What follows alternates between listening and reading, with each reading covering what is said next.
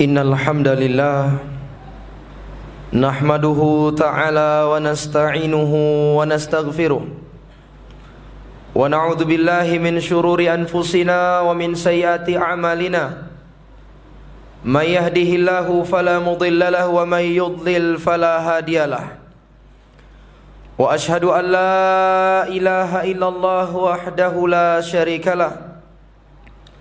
Wa ashhadu anna Muhammadan abduhu wa rasuluh sallallahu alaihi wa ala alihi wa sahbihi ajma'in.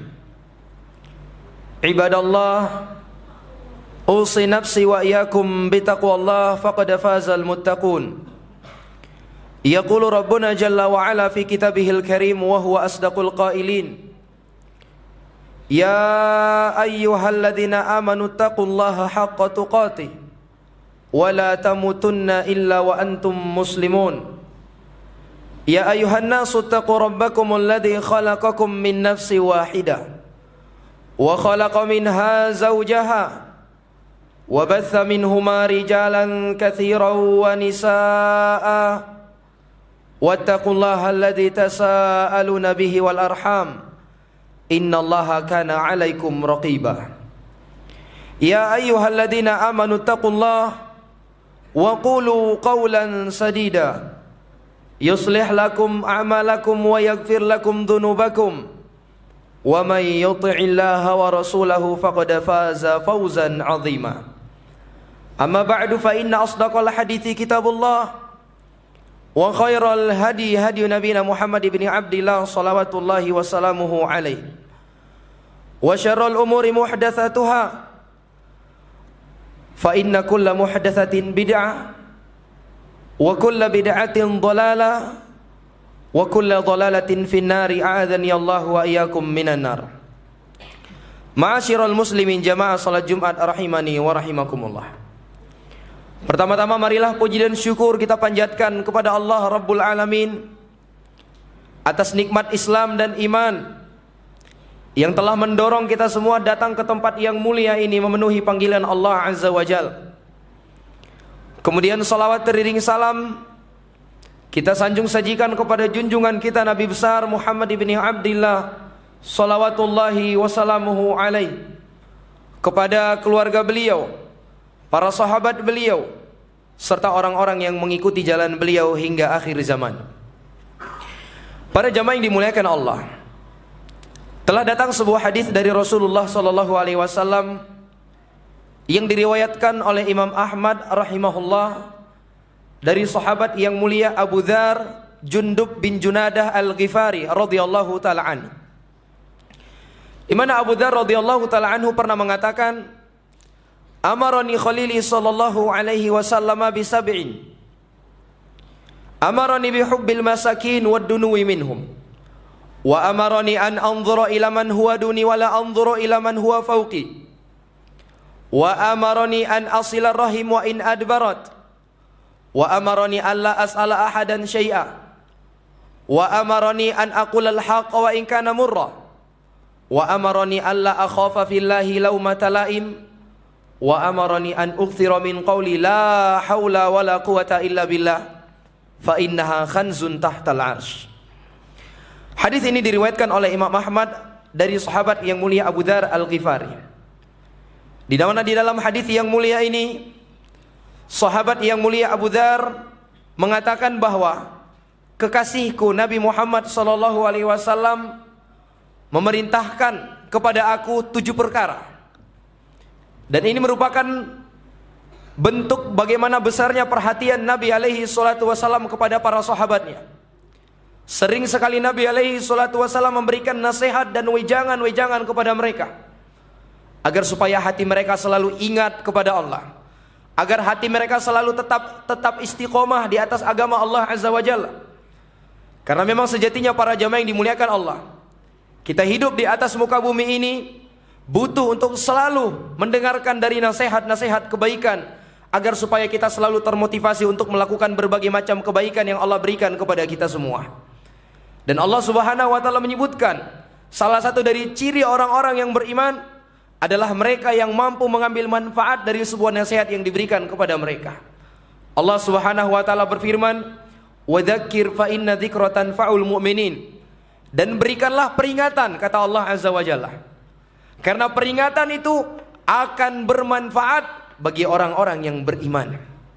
Allah Subhanahu wa taala menyebutkan bahwa ciri orang-orang yang akan mampu mengambil manfaat dari sebuah nasihat hanyalah orang-orang yang beriman. Dan Rasulullah sallallahu alaihi wasallam juga pernah bersabda, ad-dinun nasiha. Agama ini adalah nasihat. Oleh karena itu para jamaah yang dimuliakan Allah, siapa saja yang ingin menegakkan dan menjalankan agama, dia mesti siap memberikan nasihat ataukah menerima nasihat. Sebagaimana di dalam hadis yang mulia ini, Rasulullah sallallahu alaihi wasallam memberikan ada 7 nasihat yang penting bagi seorang muslim dan muslimah di dalam kehidupannya. Kata sahabat yang mulia Abu Dzar Al-Ghifari radhiyallahu ta'ala an, beliau mengatakan, amarani khalili sallallahu alaihi wasallam bisab'in. Kekasihku Nabi Muhammad sallallahu alaihi wasallam memerintahkan, memberikan wasiat kepada aku dengan 7 perkara. Apa 7 perkara yang diwasiatkan oleh Nabi alaihi salatu wasallam kepada Abu Dzar? Dan tentunya juga wasiat ini berlaku untuk seluruh umat Nabi alaihi salatu wasallam. Yang pertama, kata Abu Dzar Al-Ghifari radhiyallahu ta'ala an, amarani bihubbil masakin wad dunuwi minhum. Rasulullah sallallahu alaihi wasallam memerintahkan kepada aku untuk cinta kepada orang-orang miskin dan selalu dekat dengan mereka. Para jamaah yang dimuliakan Allah, salah satu dari ciri keikhlasan dan ketulusan seorang hamba menjalin hubungan dengan saudaranya adalah dia tidak pernah memandang status sosial, pangkat maupun jabatan dari orang-orang yang akan dia jadikan sebagai teman dekatnya. Sepanjang orang tersebut adalah orang-orang yang beriman kepada Allah, orang yang bertakwa kepada Allah Azza wa Jalla, maka dia akan senang untuk dekat dan berteman dengan orang-orang tersebut. Inilah sebagaimana yang Allah Azza wa Jalla gambarkan bagaimana hubungan antara seorang muslim dan muslim yang lainnya. Allah Subhanahu wa taala mengatakan, innamal mu'minuna ikhwah. Sesungguhnya orang-orang yang beriman itu bersaudara, kata Allah Azza wa Jalla.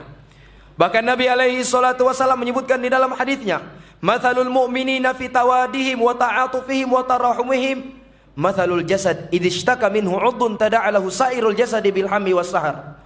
Kata Nabi alaihi salatu wasallam, perumpamaan orang-orang yang beriman itu dalam hal cinta mencintai, kasih mengasihi, sayang menyayangi, mathalul jasad, permisalan mereka itu bagaikan satu tubuh, bagaikan satu jasad, kata Nabi alaihi salatu wasallam, yang mana apabila ada satu dari anggota tubuhnya yang merasakan sakit, maka anggota tubuh yang lainnya ikut merasakan kesakitan tersebut.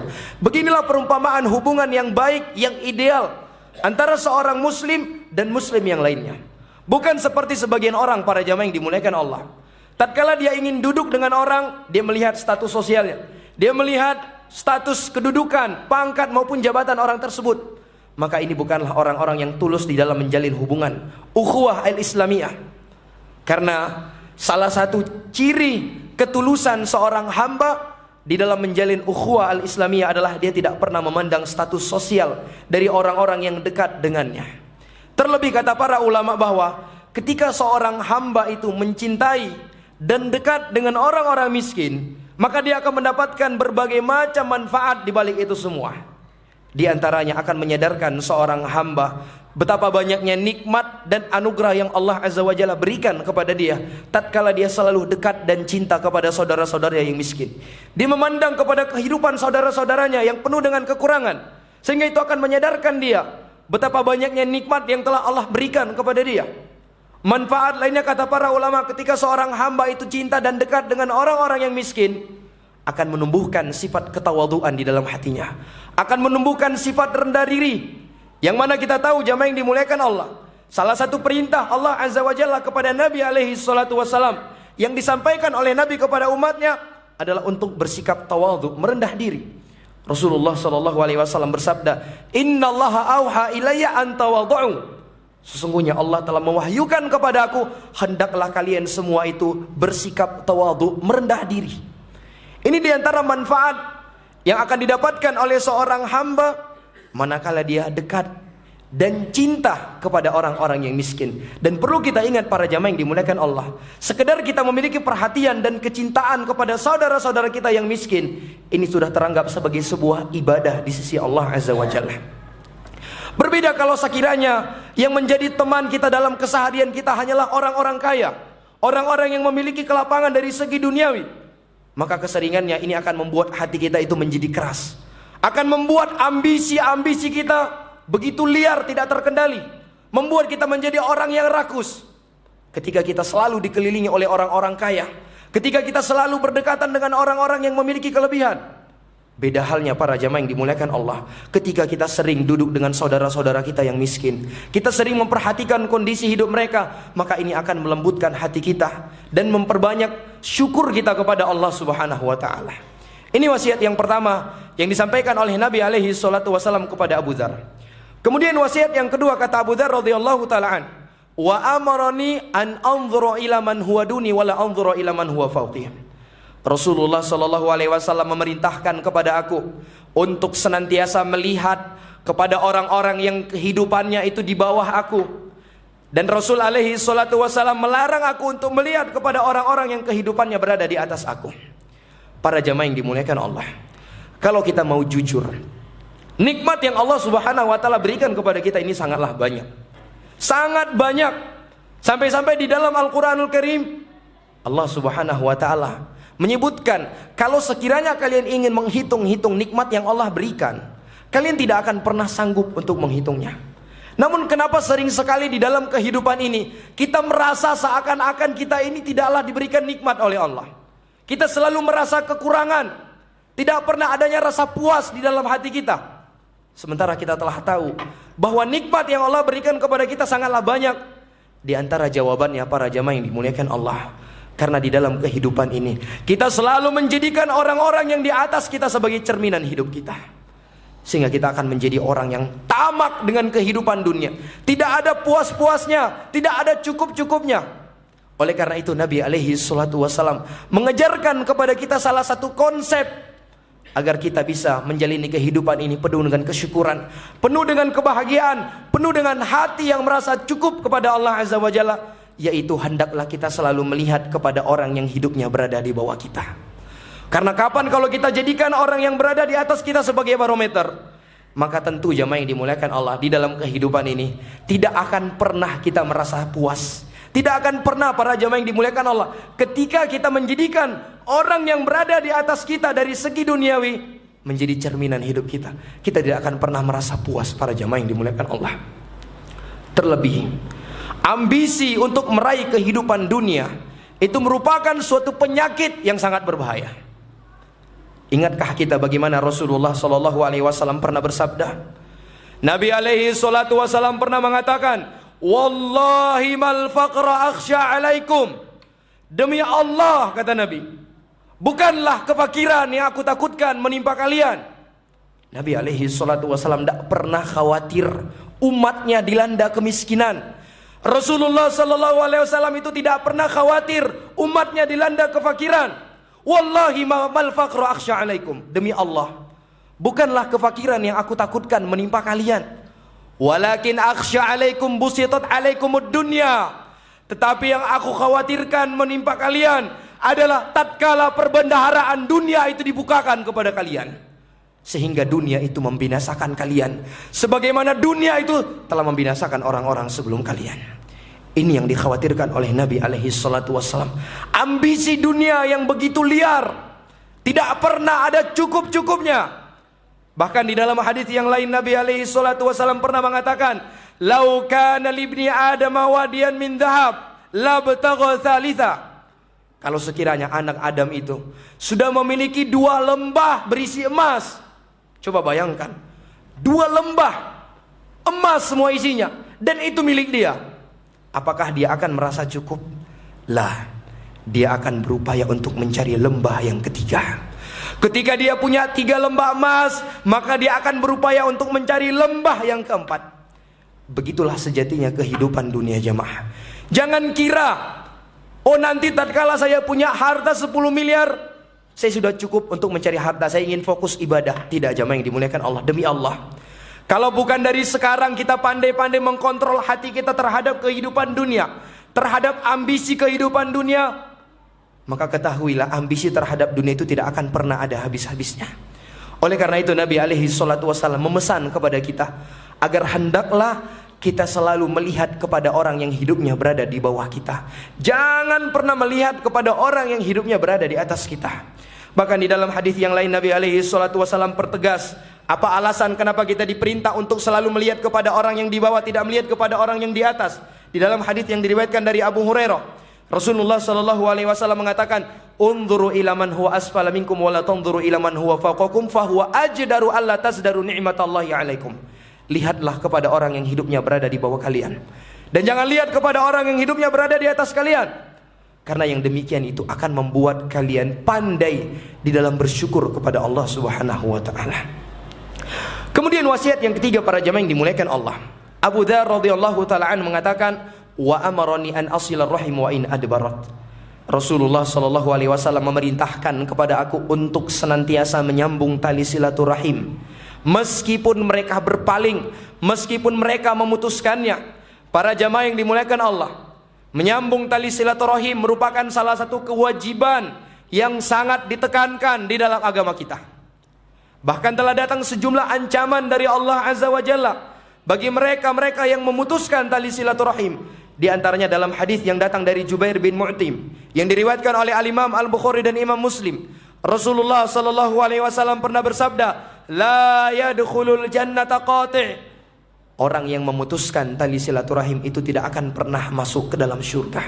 Sebaliknya, telah datang hasungan dari Nabi alaihi salatu wasallam untuk kita semua agar kita bersemangat di dalam menyambung tali silaturahim. Di antaranya dalam hadis yang datang dari Abdullah bin Salam, tatkala Nabi alaihi salatu wasallam sampai ke kota Madinah, maka Nabi alaihi salatu wasallam memberikan pesan kepada seluruh para sahabat yang ada di kota Madinah pada waktu itu. Ya ayuhan nas, afshus salam wa at'imut ta'am wasilul arham wa sallu bil laili wan nasun yam tadkhulul jannata bis salam. Nabi alaihi salatu wasallam mengatakan, wahai sekalian manusia, tebarkanlah salam di antara kalian, sambunglah tali silaturahim, berikanlah makan kepada orang-orang yang membutuhkan, dan sholatlah kalian di malam hari tatkala manusia ternyenyak dengan tidur mereka, maka niscaya kalian akan masuk ke dalam surga penuh dengan keselamatan. Di dalam hadis yang lain Nabi alaihi salatu wasallam juga pernah bersabda, man ahabba an yubsata lahu fi rizqihi wa yunsa'alahu fi athari falyasil rahimah. Siapa saja yang ingin rezekinya dilancarkan oleh Allah, ingin rezekinya diluaskan oleh Allah, dan ingin umurnya dipanjangkan oleh Allah, maka hendaklah dia menyambung tali silaturahim. Dan perlu kita ingat para jamaah yang dimuliakan Allah, tingkat level paling tinggi dari menyambung tali silaturahim bukanlah hanya sekedar kita berbuat baik kepada saudara yang berbuat baik kepada kita, tetapi tingkat yang paling tingginya adalah kita berupaya untuk berbuat baik sekalipun itu kepada saudara yang mereka memutuskan hubungan dengan kita.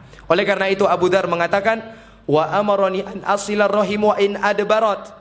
Nabi alaihi salatu wasallam memerintahkan kepada aku untuk menyambung tali silaturahim meskipun mereka sendiri berpaling, meskipun mereka sendiri memutuskannya. Oleh karena itu di dalam sebuah hadis Rasulullah sallallahu alaihi wasallam bersabda, laisal wasil bil mukafi walakin al wasil alladzi idza quti'at rahimuha wasalaha. Bukanlah orang yang menyambung tali silaturahim itu hanya sekedar dengan membalas kebaikan dari kebaikan orang lain, tapi orang yang benar-benar menyambung tali silaturahim adalah mereka-mereka yang berupaya untuk menyambung tali kekerabatan, tali hubungan dengan saudaranya meskipun saudaranya memutuskannya. Kemudian wasiat yang keempat yang disampaikan oleh Nabi kepada Abu Dzar Al-Ghifari radhiyallahu ta'ala. Abu Dzar mengatakan, wa amarani alla as'ala ahadan syai'a. Rasulullah sallallahu alaihi wasallam memerintahkan kepada aku untuk tidak meminta sesuatu apapun itu kepada siapapun. Para jamaah yang dimuliakan Allah, di antara puncak ibadah yang tertanam di dalam hati seorang hamba adalah ketergantungan hati secara totalitas kepada Allah Azza wa Jalla, di mana tidak bergampangan untuk menjulurkan tangannya meminta kepada orang lain. Tapi seorang mukmin yang baik di dalam beribadah kepada Allah adalah mukmin yang ketergantungan hatinya secara penuh hanya kepada Allah Azza wa Jalla. Dia adalah orang yang selalu bertawakal kepada Allah Azza wa Jalla. Karena dengan seorang hamba bertawakal kepada Allah Azza wa Jalla, itulah yang akan menjadikan dia diberikan kecukupan oleh Allah Subhanahu wa taala. Allah Subhanahu wa taala mengatakan, "Wa may yatawakkal 'ala Allah fahuwa hasbuh."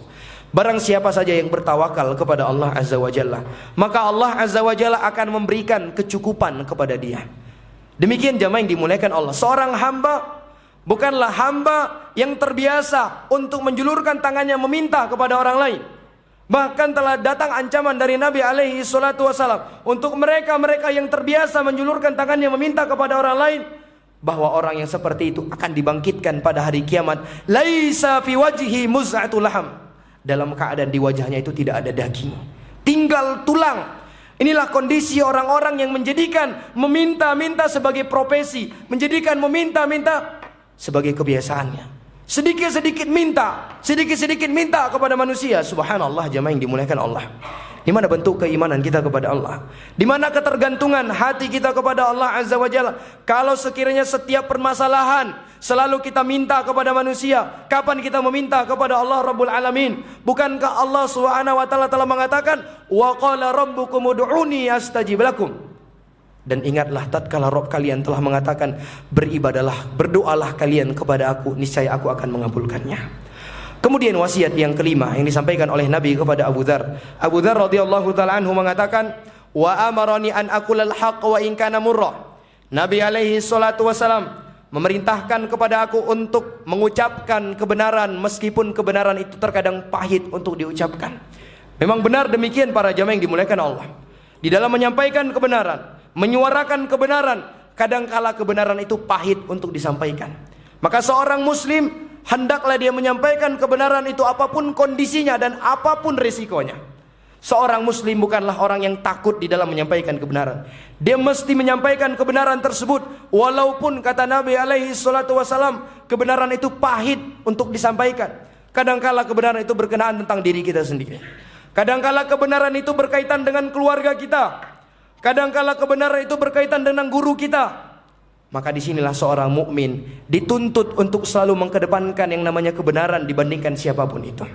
Kemudian wasiat yang keenam, kata Abu Dzar Al-Ghifari radhiyallahu taala an, "Wa amarani alla akhafa fillahi laumata laim."